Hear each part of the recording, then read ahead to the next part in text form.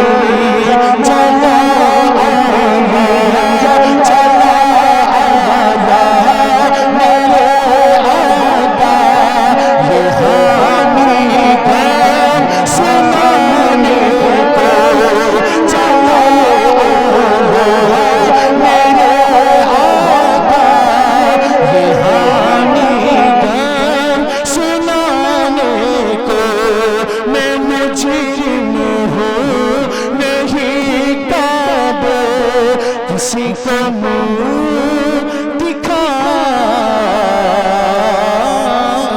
को। माशाअल्लाह, सुभान अल्लाह, सुभान अल्लाह। ये पीर तरीक़त अल्लामा हामी साहब क़िबला का लिखा हुआ बेहतरीन कलाम था, जो उन्हीं के एक मुरीद ने आपकी समातों के हवाले किया।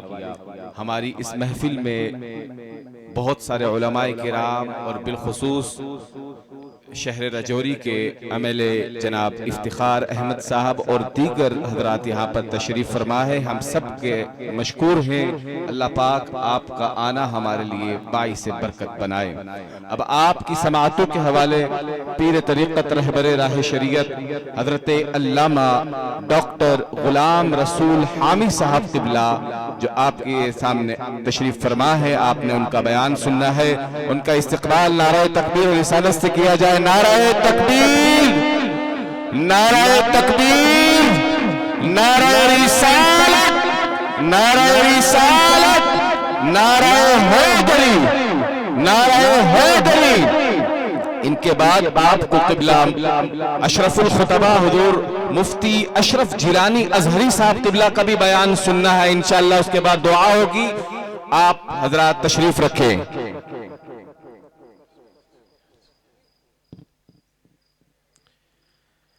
बिस्मिल्लाहिर्रहमानिर्रहीम।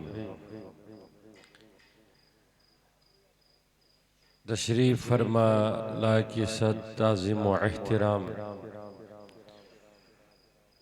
मिंबर नूर पर जलवा फरोज उलमाए किराम, सदादे इज़ाम, मेहमानानी गिरामी कदर, मेज़बानानी मोहतरम, तशरीफ़ फरमा जुमला उशाकानी मोहम्मद रसूलुल्लाह सल्लल्लाहु अलैहि वसल्लम, मुहिब्बानी गौसल वरा अलैहि रहमत व रिदवान, नाज़रीन नाज़रात, सोशल मीडिया और कारवान टेलीविज़न के ज़रिए से मुशाहिदा फरमाने वाले हज़ार नाज़रीन समीत सब की खिदमत में खुलूस बरा प्यार बरा अस्सलामु अलैकुम व रहमतुल्लाहि ताला व बरकातुहू। वालेकुम अस्सलाम व रहमतुल्लाहि ताला व बरकातुहू। ऐसा लग रहा है कि आप बहुत थक चुके हैं, दिन भर बैठे थे और चंद लम्हात हैं इस मजलिस के, इस महफिल के, जिस मोहब्बत से, जिस प्यार से आपकी खिदमत में सलाम गुजारी गई, उस अंदाज से आपने जवाब नहीं दिया। तो मैं एक बार फिर सलाम को दोहरा रहा हूँ। तो आप इंशाअल्लाह, मुझे पूरी उम्मीद है इंशाअल्लाह मुकम्मल जज्बे के साथ इंशाअल्लाह सलाम का जवाब इनायत फरमाएंगे। अस्सलामु अलैकुम व रहमतुल्लाहि ताला व बरकातुहू। नहमदहु व नसल्ली व नसल्लिमु अला रसूलिहिल अमीनिल करीम व अला आलिहि तय्यिबीन ताहिरीन व असहाबिल किरामिल अजमईन, अम्मा बाद। क़ाल अल्लाहु तबारक व तआला फिल किताबिल मुबीन, औज़ु बिल्लाहि मिनश शैतानिर रजीम, बिस्मिल्लाहिर रहमानिर रहीम। हल अता अलल इंसानि हीनुम मिनद दहर लम यकुन शैअम मज़कूरा। सदक़ल्लाहु मौलाना अज़ीम। इन्नल्लाह व मलाइकतहु युसल्लूना अलन नबी या अय्युहल्लज़ीना आमनू सल्लू अलैहि व सल्लिमू तस्लीमा। मौलाया सल्लि व सल्लिम दाइमन व अबदा अला हबीबिका खैरिल खल्क़ि कुल्लिहिम मुहम्मदुन सय्यिदुल कौनैन व सकलैन वल फरीक़ैन मिन अरबि व मिन अजमी, हुवल हबीबुल्लज़ी तुरजा शफ़ाअतहु लिकुल्लि हौलिन मिनल अहवाल मुक्तहमी। सुम्मा रिदा नबी बकरिन व अन उमरा व अन अलिय्यिन व अन उस्मान ज़िल करमी। या रब्बि बिल मुस्तफ़ा बलिग मक़ासिदना वग़फ़िर लना मा मदा या वासिअल करमी, वग़फ़िर लना मा मदा या वासिअल करमी, वग़फ़िर लना मा मदा या वासिअल करमी। مٹ گئے مٹ جائیں گے عادات تیرے، نہ مٹا ہے نہ مٹے گا کبھی چرچا تیرا۔ تیرے سرکار میں لاتا ہے رضا اس کو شفیع، بولی ایک بار محبت سے، تیرے سرکار میں لاتا ہے رضا اس کو شفیع، جو میرا غوث ہے اور لاڈلا بیٹا تیرا۔ تیرے نسل پاک میں ہے بچہ بچہ نور کا، تیرے نسل پاک میں ہے بچہ بچہ نور کا، تو ہے عینی نور تیرا سب گرانہ نور کا۔ آج کے اس عظیم الشان بزم میں، اس نور نگہت کے ماحول میں، جہاں منبر نور پر درجنوں علماء کرام، بالخصوص ازہری علماء کرام تشریف فرما ہے، جنہوں نے اس وادی کو اور رجوری کے وادی کو آج اپنے قدموں سے نوازا، اپنے الفاظوں سے بھی نوازا، ہمارے دلوں کو انہوں نے ایک نئی روشنی دی، اور اس روشنی کو قاری عرفان محمود صاحب ازہری نے یہ فیصلہ فرمایا ہے کہ رات کی نورانیت کے ساتھ اس پیر کا تذکرہ کیا جائے جس پیر کا نام لینے سے دریا کے اندر، خشکی کے اندر، حتیٰ کہ اڑتے ہوئے پرندوں کے بھی مسئلے آسان ہو جاتے ہیں۔ آپ میں سے کون کون یہ چاہتا ہے کہ دل سے حضرت سیدنا غوث الورا شیخ سید شاہ عبد القادر جیلانی کے ساتھ دل اتنا ان کے در اطہر سے ملائیں کہ یہ ہماری صدا جو ہماری دل سے نکلے، آنکھوں کے ذریعے سے نکلے، زبان سے ادا ہو یا دل سے نکلے، آپ میں سے کون چاہتا ہے وہ صدا سری بغداد چلا جائے اور ادھر سے غوث اعظم نظر عنایت فرما کر اس مجلس کو، محفل کو نورانی بھی کر دے اور ہمارے مسائل کو آسان کر دے؟ جو چاہتا ہے وہ ہاتھ بلند کرے اور کہہ دے محبت سے ایک بار یا رسول اللہ۔ اس لیے حضور سیدنا غوث اعظم ارشاد فرماتے ہیں درست علم حتی صرت قطبا ونلت سعد من مبلغ الموالی رجالی فی ہواجرہم سیام وفی ظلم اللیالی کالعالی۔ پھر آگے فرماتے ہیں ولو القیت سری فی بہار لسار الکل غورا فی الزوالی ولو القیت سری فی جبال لدقت واختفت بین الرمالی۔ اور آگے ارشاد فرماتے ہیں وَلَوْ أَلْقَيْتُ سِرِّي فَوْقَ النَّارٍ لَخَمِدَتْ وَانْدَفَتْ مِنْ سِرِّ حَالِي۔ جتنے علماء کرام تشریف فرما ہے سب کا توجہ چاہتا ہوں، اور جتنے مریدان غوث الورا بیٹھے ہیں وہ بھی توجہ فرمائیں کہ آپ کس پیر کا تذکرہ کر رہے ہیں، آپ کس پیر کی شان سن رہے ہیں، آپ کس پیر کی مرید ہیں جو یہ فرمائیں کہ وَلَوْ أَلْقَيْتُ سِرِّي فَوْقَ مَيْتٍ لَقَامَ بِقُدْرَةِ الْمَوْلَى تَعَالِي۔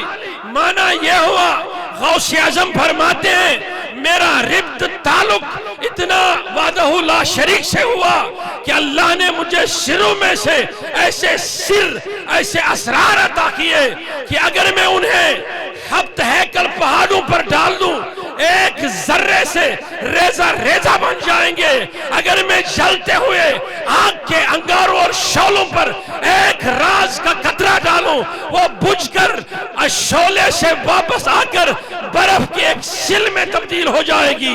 اگر میں میت پر، قبرستان میں، مردے پر اپنے رازوں میں سے خدا کا دیا ہوا ایک راز سانس ڈالوں وہ مردہ زندہ ہو جائے گا۔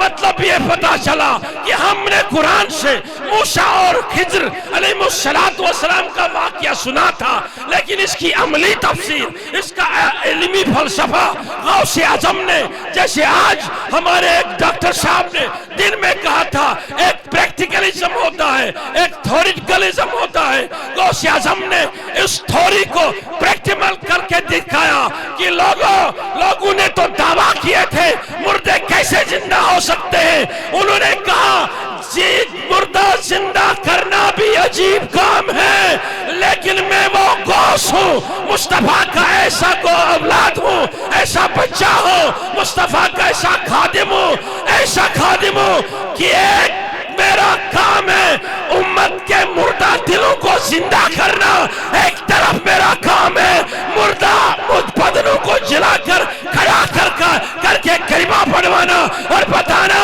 کہ محمدیت کا سامان اور جھنڈا تب بھی بلند ہے، اب بھی بلند ہے اور قیامت تک بلند رہے گا۔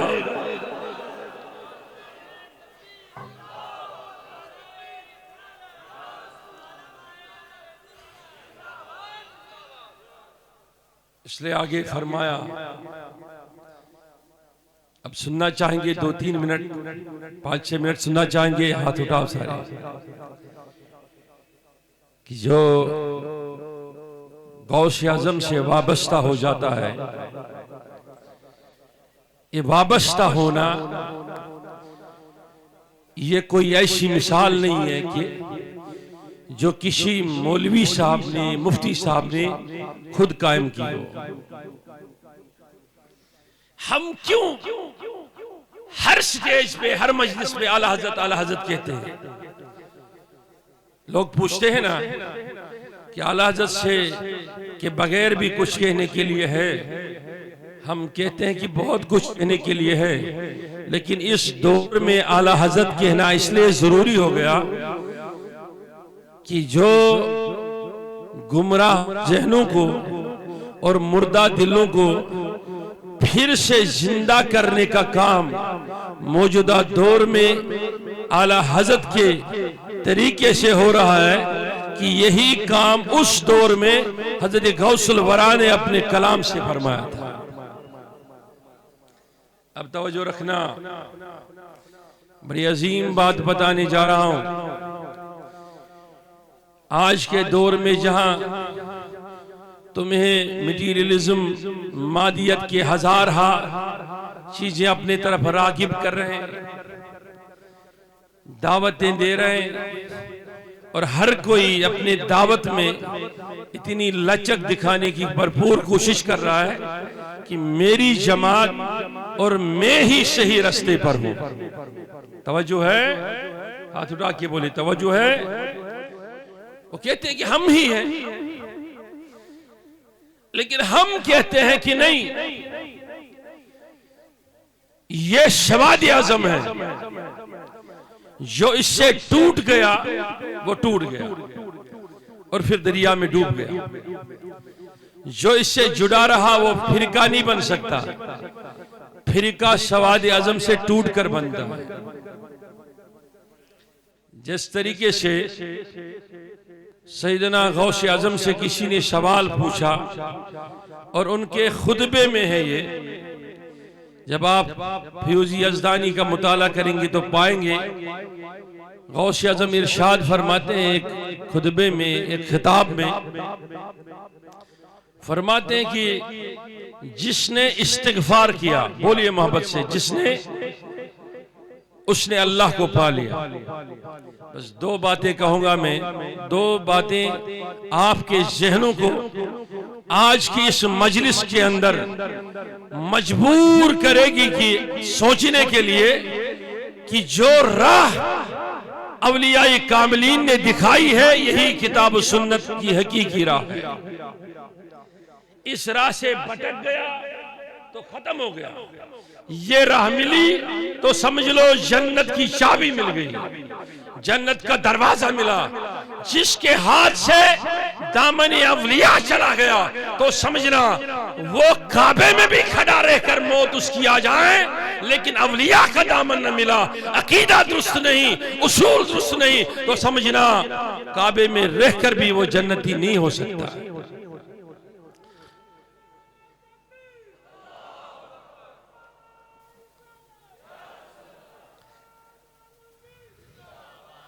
اب بات میری سنیے، وہ یہ ہے کہ غوث اعظم نے فرمایا کہ جس نے استغفار پایا اس نے اللہ کو پا لیا۔ اس پر کئی لوگوں نے استغفار کے فوائد بیان کیے، کئی حدیث ہے، اور اجلہ مفسرین نے اپنی کتابوں میں، تفسیروں میں، محدثین نے حدیث کی کتابوں میں کئی اوراق سیاہ کیے ہیں اس حوالے سے کہ استغفار کے کتنے فوائد ہیں۔ لیکن غوث اعظم ارشاد فرماتے ہیں کہ جب یہ فرمایا کہ جس نے استغفار کو پایا، بولیے، جس نے استغفار کو پایا اس نے اللہ کو پایا، پھر ارشاد فرماتے ہیں اللہ کو پانے والا اللہ سے نقد یعنی سامنے فیض پاتا ہے، فائدہ لیتا ہے۔ اس پر کہیں علماء نے قلم چلایا، لیکن مجھے ایک واقعہ یاد آیا، وہ واقعہ کہہ کر میں انشاءاللہ اپنی بات کی طرف بڑھوں گا۔ کہتے ہیں حضرت امام احمد بن حنبل علیہ رحمہ کے دور میں چونکہ سفر گاڑیوں میں نہیں ہوتا تھا، ہوائی جہاز نہیں تھے، جس طریقے سے ہمارے ازہر شریف سے علماء تشریف لائے عرفان محمود صاحب کی اس مجلس میں، ویسا سفر نہیں ہوتا تھا۔ یہ آپ آج کے دور میں اس پر سوچئے گا کہ جب آپ شادرہ شریف جاتے ہیں کہ نہیں؟ کون کون جاتا ہے؟ واہ، آپ سمجھ لو کتنے 100 سال ہو گئے حضرت کو، کتنے 100 سال ہو گئے۔ ایک اندازے سوچئے، نہ ٹرینیں تھی، نہ گاڑیاں، نہ جہاز۔ جب حضرت نے دین کا کام کیا تو اس وقت کے حالات کیسے ہوں گے؟ کچھ نہیں تھا۔ لیکن توجہ میرے طرف ہے، اگر سینکڑوں سال سے وہ تشریف فرما ہے، آج بھی لوگ، میں نے دیکھا باہر لوگ تھے سامنے، اور وہ اس سنترے کے پیڑ کے سامنے بڑے بیٹھے تھے کہ ہمارے ہاں ہی گرے، ہم ہی اٹھائیں۔ ایک انداز سے سوچ لو کہ ایک ولی نے ایک درخت کی ٹہنی لگائی، 1000 سال ہونے کو ہے، پھر بھی سنترے گر رہے ہیں لیکن کھا کوئی نہیں رہا ہے، سنبھال کے یہ کہتا ہے کہ میری جولی میں گرا تو میری حاجت اور منت پوری ہو گئی۔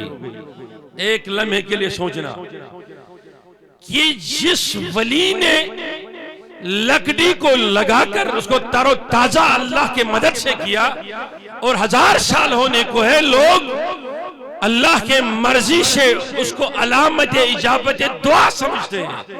ہم یہ نہیں کہتے وہ معبود ہے، علیہ باللہ، وہ علامت دعا اجابت سمجھتے ہیں۔ لیکن یہ سمجھ لو کہ یہ کمال ہے بابا غلام شاہ بادشاہ علیہ رحمہ کے اس ٹہنی کا، اور ٹہنی لگانے والے صاحب کا کمال کیا ہوگا۔ پھر آپ سمجھ لیں کہ اولیاء کے سردار کے کمالات کیا ہوں گے۔ آگے بڑھئے، پھر جب غوث اعظم یہ فرمائے کہ جس نے استغفار کر لیا، استغفار پا لیا، اس نے خدا کو پا لیا، تو سمجھ لو اس کے ہاں، جیسے ابھی اقبال رحمہ کا شعر پڑھ رہے تھے مفتی صاحب، وہ پڑھ رہے تھے کہ محمد سے وفا تو نے تو ہم تیرے ہیں، یہ جہاں چیز ہے کیا لوح و قلم تیرے ہیں۔ یہ لوح و قلم جن کے ہاتھوں میں ہوتا تھا، جو اپنے نظر سے دیکھتے تھے کہ کہاں اس میں رب کی مرضی اور منشا سے کیا تحریر کرنا ہے، وہ اللہ نے انہیں قدرت عطا کی تھی، طاقت دیا تھا۔ ان میں کمالات میں افضل جو غوث اعظم ہے وہ فرماتے ہیں جس نے استغفار کیا خدا کو پا لیا۔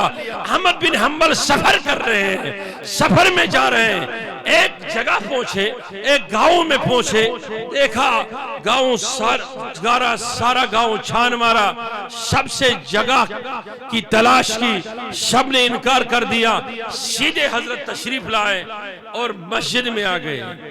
عشاء مغرب ہوئی، عشاء ہوئی، عشاء کے بعد جب حضرت مسجد میں بیٹھے رہے تو مسجد کا جو دربان ہوتا ہے نا، اس سے آپ اپنی زبان میں کیا کہتے ہیں، جو مسجد کا چوکیدار ہوتا ہے، تو وہ چوکیدار آیا، اس نے کہا احمد بن حنبل سے علیہ رحمہ سے، کیونکہ ان کی شناخت تو چھپی ہوئی تھی، وہ اس دور میں تھا کہ جس دور میں حکومت وقت سے علماء کو اپنا چہرہ چھپانا پڑتا تھا، چھپا کر جاتے تھے، تکلیفوں میں ہوتے تھے، مصائب و آلام اور سختیوں میں ہوتے تھے۔ تو مسجد میں گئے، مسجد میں بیٹھے، وہ آیا، اس نے کہا کہ حضرت یہاں بیٹھنے کی کسی کو اجازت نہیں۔ حضرت نے کہا کہ نہیں، میں بیٹھوں گا، میرا تو اور کوئی، میں مسافر ہوں، یہیں رات گزاروں گا۔ اس نے کہا اجازت نہیں۔ جب تکرار تھوڑا سا بڑھا، وہ چوکیدار جو تھا اس نے حضرت کا سامان باہر پھینکا اور حضرت کو دھکے مار کر باہر کر دیا۔ یہ سارا ماجرا ایک نان بائی روٹی بنانے والا دیکھ رہا تھا۔ اس نے حضرت کو، احمد بن حنبل علیہ رحمہ کے چہرے کو نورانی دیکھا، متاثر ہوا، تو اس نے کہا چلو اس حضرت کو آج اپنے گھر بلاتے ہیں۔ اس نے جب گھر بلایا، وہ روٹی کا کام کرتا رہا، حضرت اس کے ساتھ رہے، صبح تک وہ ہر چیز میں، ہر روٹی لگاتے وقت، ہر آٹا گوندتے وقت وہ یہ استغفار کر رہا تھا، استغفر اللہ استغفر اللہ استغفر اللہ۔ تو صبح جب ہوئی تو حضرت نے پوچھا کہ استغفار کے بڑے فوائد ہیں، یہاں تک کہ آیا ہے کہ استغفار کرنے والا محروم کبھی نہیں رہتا ہے۔ آپ نے اس استغفار کے کچھ فوائد پائے کہ نہیں؟ کچھ فائدہ ہوا پڑھنے سے؟ تو وہ نان بھائی کہنے لگا حضرت یہ استغفار کا ہی فیضان ہے، جو کچھ میں نے خدا سے مانگا وہ بھی عطا ہوا، حج کیا، بچوں کو لکھایا پڑھایا، گھر ہے، سب کچھ ہے، لیکن ایک چیز اللہ نے مجھے اس استغفار کی وجہ سے بھی عطا نہ کی۔ کہا وہ کیا ہے؟ کہا ساری زندگی میں روتا رہا، استغفار کے ذریعے سے دعائیں کرتا رہا، یا اللہ مرنے سے پہلے مجھے احمد بن حنبل کا چہرہ دکھانا۔ جب نان بھائی نے یہ جملہ کہا تو احمد بن حنبل کی مبارک آنکھوں سے آنسو نکل آئے۔ کہا نہ قصور اس مسجد کے دربان کا ہے، نہ میرا کوئی قصور ہے، یہ کمال اور کرامت تیرے استغفار کی ہے کہ احمد بن حنبل کو دھکے کھا کر تیرے گھر پہ در پہ چہرہ دکھانے کو آنا پڑا۔ مختصر کہ یہ جو استغفار کی دولت ہے یہ کیا ہے، بس میں یہ بتانا چاہتا ہوں کہ جب انسان علم اور آگاہی کی طرف آتا ہے تو انسان جھکنے لگتا ہے، کیونکہ جباریت، قہاریت شان خدا کے ہیں۔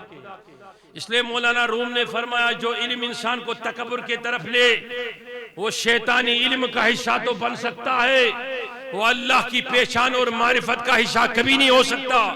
اس لئے عارفین نے بڑے بڑے کتابیں پڑھنے کے بعد، بڑے بڑے محدثین کے ساتھ رہنے کے بعد وہ خانقاہوں میں آ کر خدمت کرتے تھے، جھاڑو دیا کرتے تھے، پوچھا لگایا کرتے تھے، لوگوں کی خدمتیں کرتے تھے۔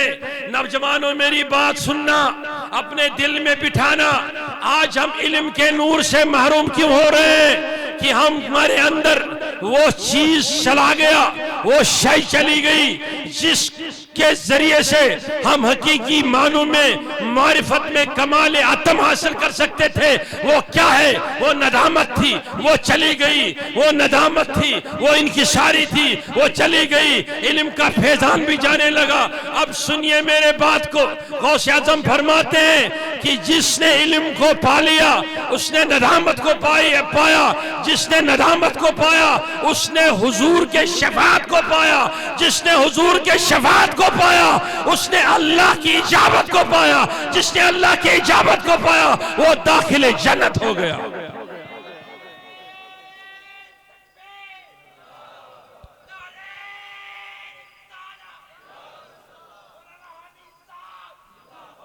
5-6 منٹ میں گفتگو ختم کر کے انشاءاللہ آپ کی زحمت تمام کر رہا ہوں. اب ہاتھ اٹھا کے ایک بار کہہ دیجئے آپ آج جڑنا چاہتے ہیں غوث اعظم کے دامن مبارک سے؟ جو جڑے ہیں وہ اور جڑنے کی کوشش کرے. کون کون؟ بس 2 باتیں. پہلی بات یہ کہ جب ان کی ساری عاجزی آتی ہے تو جو اللہ کی مخلوق ہے اللہ تعالیٰ انہیں اپنا رستہ دکھا دیتا ہے، وہ اس طرف راغب ہو جاتے ہیں.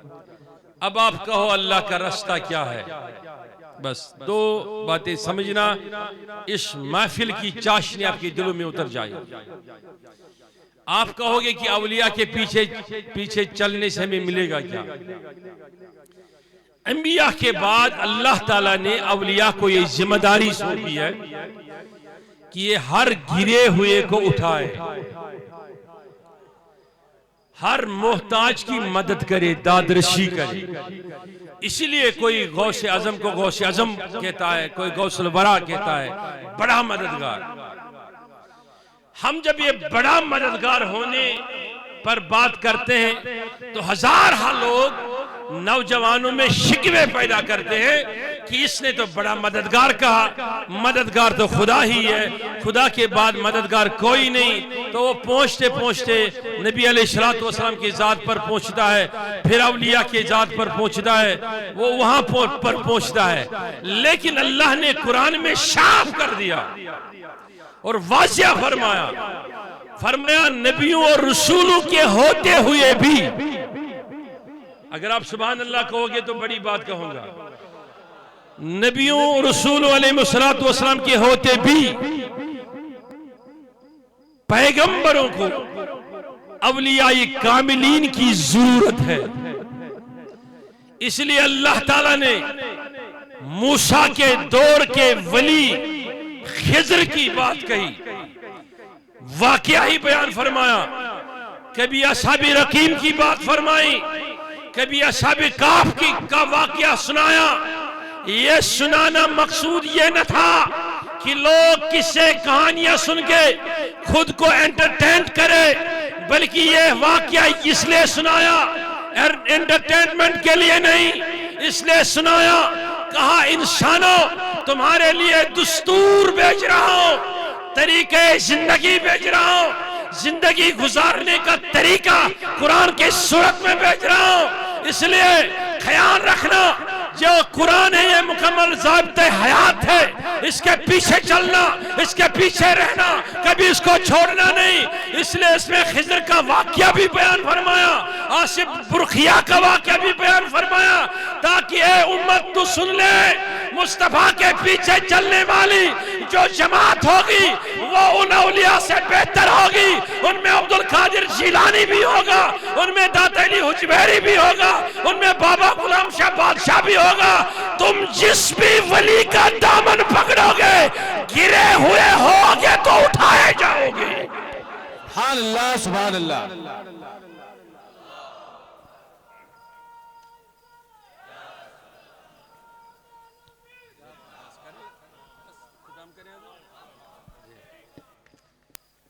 تو اس لیے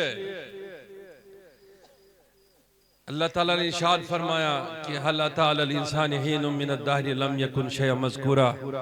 اے انسان تو کسی ایک زمانہ تم پہ ایسا بھی گزرا کہ تو قابل ذکر نہ تھا، لیکن قابل ذکر تو کیسے بن گیا کہ اللہ تعالیٰ کے فضل احسان سے تمہیں رسول ملے. جی ضرور انشاءاللہ. جی میں ضرور پڑھتا ہوں انشاءاللہ. تو انشاءاللہ شیخ العالم کا شعر میں انشاءاللہ اس کے بعد پڑھوں گا، لیکن پہلے توجہ سے یہ بات سنیے. اگر آپ بھی قابل تذکرہ بننا چاہتے ہیں تو اپنے آپ کو دامن اولیاء سے وابستہ کرنا پڑے گا. اگر وابستہ ہے تو مکمل وابستگی کیا ہے کہ آپ اولیاء کاملین کے طریقے پر رہیں گے اور ساتھ میں ان کے دامنے اور ان کے دربار اور ان کے جو توجہات ان کے مریدوں پر ہوں گے ان سے کبھی محروم نہیں ہوں گی۔ اس لیے شیخ العالم نے ارشاد فرمایا، شیخ العالم شیخ نور الدین نورانی رحمت اللہ علیہ، جس نے سرزمین کشمیر کو علم اور نور سے سیراب کیا، وہ ارشاد فرماتے ہیں نفذ دیتوک تو ریمینیت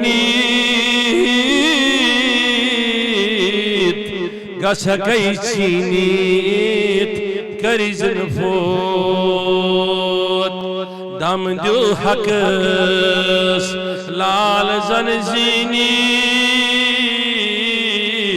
نتشی کل نفس ذائقۃ الموت۔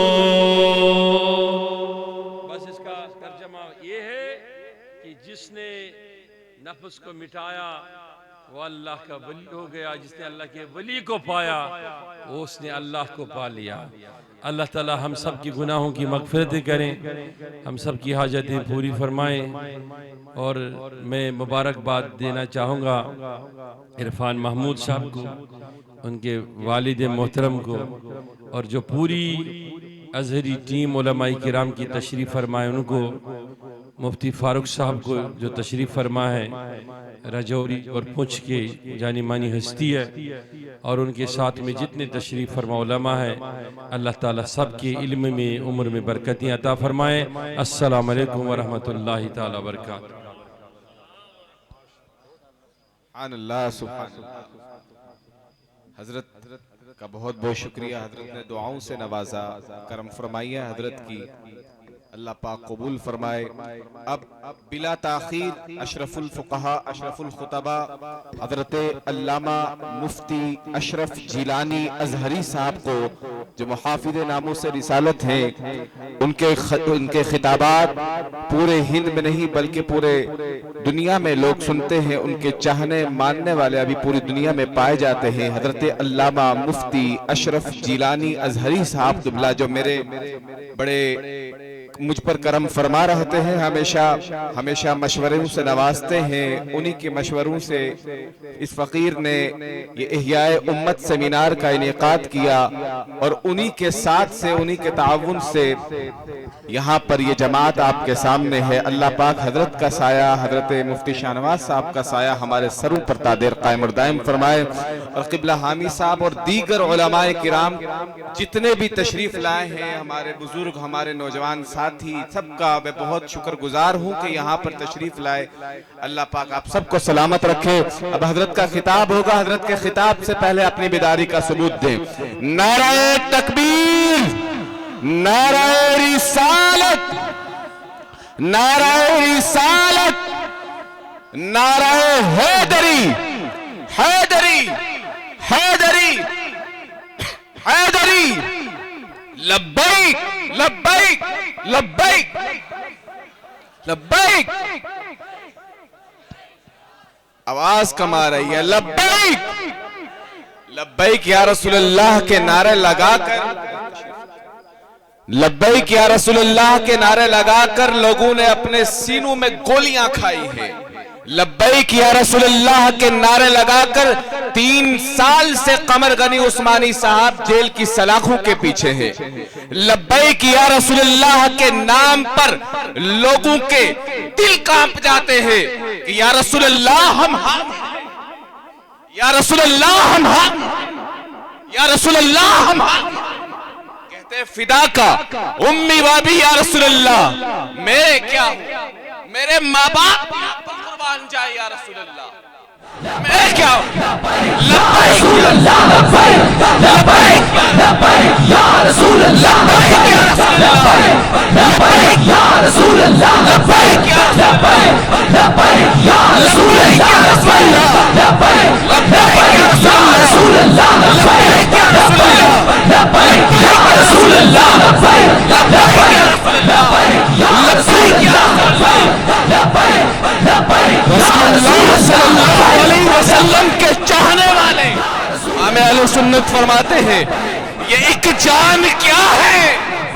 اگر ہو کروڑوں، یا رسول اللہ یہ ایک جان کیا ہے اگر ہو کروڑوں، تیرے نام پہ سب کو وارا کروں میں۔ حضرات محترم یہ قبلہ مفتی اشرف اجیلانی صاحب پورے ہندوستان میں ناموس رسالت کے پرچم کو بلند کرتے ہیں. ابھی حضرت کا آپ نے خطاب سننا ہے. حضرت کے خطاب کے لیے آپ کی سماعتوں کے حوالے اشرف الخطبہ حضرت مفتی اشرف جیلانی ازہری صاحب.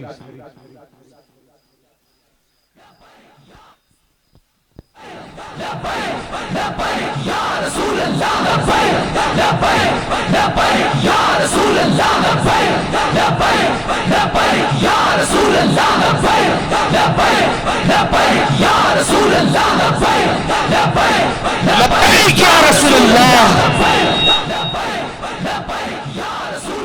I love Muhammad صلی اللہ علیہ وسلم. I love, we love, I love, لبیک یا رسول اللہ.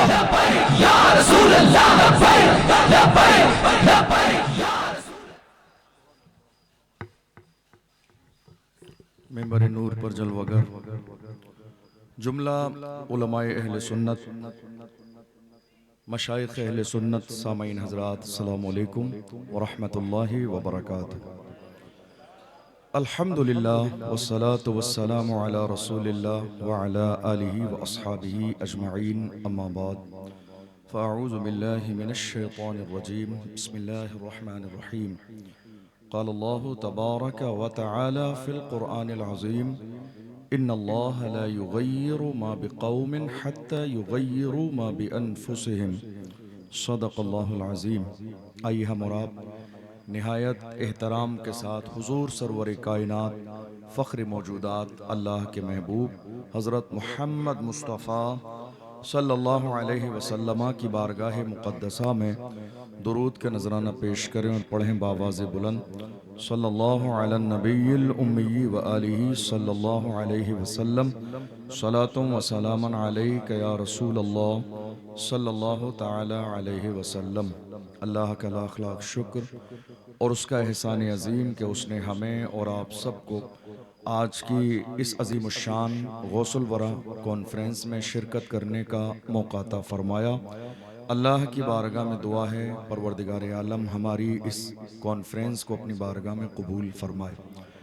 الحمدللہ ملک کے کونے کونے سے بڑی عظیم شخصیات دین و سنت کا پیغام لے کر راجوری کی سرزمین پر تشریف لائیں اور انہوں نے اپنی تحقیقات پیش کی. اللہ ہمارے جملہ علماء کی عمر میں برکتیں عطا فرمائے. وقت میں گنجائش اب بھی نہیں ہے اور قبلہ حامی صاحب نے جو 5-6 منٹ خطاب فرمایا، چونکہ وقت میں گنجائش ہوتی تو حضرت کو تھوڑا سا اور موقع ملتا خطاب کرنے کے لیے، لیکن بس بہت مختصر وقت تھا. 5-6 منٹ میں بڑی اچھی ناصحانہ گفتگو فرمائی.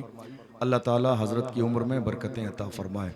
چونکہ میں حقیقت میں اب تقریر کرنا نہیں چاہ رہا تھا، چونکہ بہت سارے لوگ یہاں ممبر والوں کو تو پیچھے تک کے لوگ نظر آتے ہیں تو وہ چہرے سمجھ میں آ رہے ہیں کہ لوگ تھکے ہوئے ہیں، چونکہ دن میں سیمینار بھی تھا اور ابھی دستار بندی بھی ہے اور کچھ ہمارے احباب کو ان کی دینی، علمی، ملی، سماجی خدمات کے اعتراف میں انشاءاللہ ایوارڈ سے بھی نوازا جائے گا. لیکن یہ علامہ عرفان محمود ازہری صاحب قبلہ کی محبتیں تھیں، انہوں نے مجھے کھڑا کیا تو قبلہ نے بھی 5-6 منٹ بولا، میں بھی 5-6 منٹ بول دیتا ہوں. اللہ تعالی ہم سب کو بزرگوں کے فیضان سے مالا مال فرمائے. ہمارے لیے یہ سعادت کی بات ہے الحمدللہ کہ ہمارے ہاتھوں میں امام احمد رضا کا دامن ہے. یہ ہمارے لیے بڑی سعادت کی بات ہے. غوث الورا کانفرنس کے موقع پر آپ شرکت فرما رہے ہیں. میرے امام اہل سنت سیدی سرکار اعلیٰ حضرت نے فرمایا، واہ کیا جود و کرم ہے شہ بطحا تیرا، نہیں سنتا ہی نہیں مانگنے والا تیرا، سر بھلا کیا کوئی جانے کہ ہے کیسا تیرا، اولیاء ملتے ہیں آنکھیں وہ ہے تلوہ تیرا، قسم دے دے کے کھلاتا ہے پلاتا ہے تجھے تیرا اللہ، تیرا چاہنے والا تیرا. بھیا اب بیٹھ جائیے آپ، جب میرا خطاب ختم ہو جائے تب کوئی کام کیجیے آپ.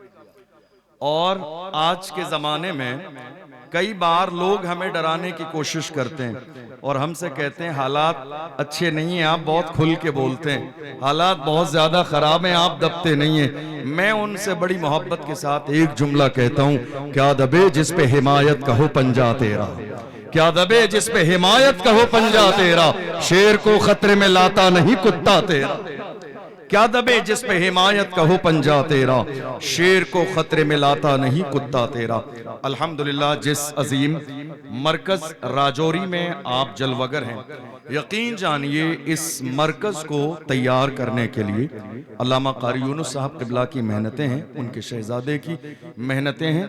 آج قوم مسلم کے اندر امت کا اس وقت سب سے بڑا المیہ یہ ہے کہ ہمارے سینوں میں بغض ہے، ہمارے سینوں میں حسد ہے، ہم کسی کی قابلیت کو، کسی کی شہرت کو، کسی کی عزت کو، کسی کے مقام و مرتبے کو ہضم کرنے کے لیے تیار نہیں ہیں۔ یہی وجہ ہے کہ حالات دن بدن خراب ہوتے چلے جا رہے ہیں، ورنہ یقین جانیے جس زمانے میں قوم مسلم کا حال یہ تھا کہ جو ایک دوسرے کو بڑھانے کے لیے کوشاں رہتے تھے، ان کے تیور کیا تھے؟ پوچھئے ڈاکٹر اقبال سے۔ ڈاکٹر اقبال نے پورا ہمیں آئینہ دکھانے کی کوشش کی ہے۔ جس زمانے میں ہمارے سینے کشادہ تھے، ہمارا انداز اچھا تھا، ہمارا رویہ بہتر تھا، ہماری فکر اعلیٰ تھی، ہم دوسرے کو سپورٹ کرنے کے لیے تیار رہتے تھے، اس زمانے میں محمد عربی کے غلاموں کا انداز کیا تھا؟ ڈاکٹر اقبال نے ترجمانی کی، فرمایا ہماری تاریخ یہ تھی، ٹل نہ سکتے تھے اگر جنگ میں اڑ جاتے تھے، پاؤں شیروں کے بھی میدان سے اکھڑ جاتے تھے، تو اس سے سرکش ہوا کوئی تو بگڑ جاتے تھے، تیر کیا چیز ہے ہم توپ سے لڑ جاتے تھے، شان آنکھوں میں نہ جستی تھی جہاں داروں کی، کلمہ پڑھتے تھے ہم چھاؤں میں تلواروں کی، ہم جو جیتے تھے تو جنگوں کی مصیبت کے لیے یا رسول اللہ، اور مرتے تھے تیرے نام کی عظمت کے لیے، دشت تو دشت ہے دریا بھی نہ چھوڑے ہم نے، بحر ظلمات میں دوڑا دیے گھوڑے۔ یہ کسی اور کی تاریخ نہیں، محمد عربی کے غلاموں کی تاریخ ہے۔ آج حالت یہ ہے، دشمن اپنے ہیں، برائی کرنے والے اپنے ہیں، حسد کرنے والے اپنے ہیں، کینہ رکھنے والے اپنے ہیں، اور وہ یہ سوچ رہے ہیں کہ صرف نمازوں کی بنیاد پر مغفرت کر دی جائے گی، وہ یہ سوچ رہے ہیں کہ محض سجدوں کی بنیاد پر مغفرت کر دی جائے گی، وہ یہ سوچ رہے ہیں کہ محض خدا کے نام لینا جو دنیا کی نگاہوں کے سامنے ہے، اس بنیاد پر جنت کا دروازہ ہمارے لیے کھول دیا جائے گا۔ صادق و مصدوق پیغمبر کا فرمان ہے، مسلم شریف کی حدیث میرے نبی نے ارشاد فرمایا، لا يدخل الجنت من کان فی قلبہ مثقال حبۃ من کبر، جس کے سینے میں رائی کے دانے کے برابر تکبر ہوگا وہ شخص جنت میں نہیں جائے گا۔ ہم محمد عربی کے غلام ہیں، کہاں ہیں ہم؟ کہاں ہے ہماری زندگی؟ کہاں ہے ہمارے رویے؟ کہاں ہے ہماری تاریخ؟ کہاں ہے ہماری فکر؟ کہاں ہے ہماری سوچ؟ آج عالم یہ ہے، گرانے والے اپنے ہیں، حسد کرنے والے اپنے ہیں، برائی کرنے والے اپنے ہیں، سازشیں کرنے والے اپنے ہیں، حسد کرنے والے اپنے ہیں۔ دنیا ایک دوسرے کی ترقی کو دیکھ کر گوارا کرنے کے لیے راضی نہیں ہے، دنیا ٹھوکر کے لیے تیار ہے کہ سامنے والے کو ٹھوکر لگے اور وہ گر جائے، مگر یاد رکھیے عزت کسی کے باپ کی جاگیر نہیں ہے، عزت دینے والی میرے رب کی ذات ہے۔ اللہ کا قرآن کہتا ہے وَتُعِزُّ مَن تَشَاءُ وَتُذِلُّ مَن تَشَاءُ، اور اگر اشعار کے انداز میں کہا جائے تو یہ بھی کہا جا سکتا ہے نادان کو اس بات کا بالکل نہیں پتا، وَتُعِزُّ مَن تَشَاءُ وَتُذِلُّ مَن تَشَاءُ، اللہ کے حضور یہ ہوتا ہے فیصلہ، وَتُعِزُّ مَن تَشَاءُ وَتُذِلُّ مَن تَشَاءُ۔ جھوٹی نوازشات کی بارش فضول ہے، ہم کو ذلیل کرنے کی سازش فضول ہے، جھوٹی نوازشات کی بارش فضول ہے، ہم کو ذلیل کرنے کی سازش فضول ہے، ہمارا قدم قدم پہ مددگار ہے خدا، وَتُعِزُّ مَن تَشَاءُ وَتُذِلُّ مَن تَشَاءُ۔ 1992 میں مرکز رازوری کی بنیاد رکھی گئی اور الحمدللہ دنیا ماتھے کی نگاہوں سے دیکھ رہی ہے۔ 92 سے لے کر 2025 تک مرکز راجوری نے پیٹ کے پیچھے مڑ کے نہیں دیکھا ہے، ہمیں یقین ہے سرپرستی غوث اعظم کی بارگاہ سے ہو رہی ہے، سرپرستی گنبد خضرا سے ہو رہی ہے، اور جب گنبد خضرا سے سرپرستی ہو، سرپرستی بغدادی معلیٰ سے ہو، تب کلمہ پڑھنے والے یہی کہتے ہیں کیا دبے جس پہ حمایت کا ہو پنجہ تیرا، شیر کو خطرے میں لاتا نہیں کتا تیرا۔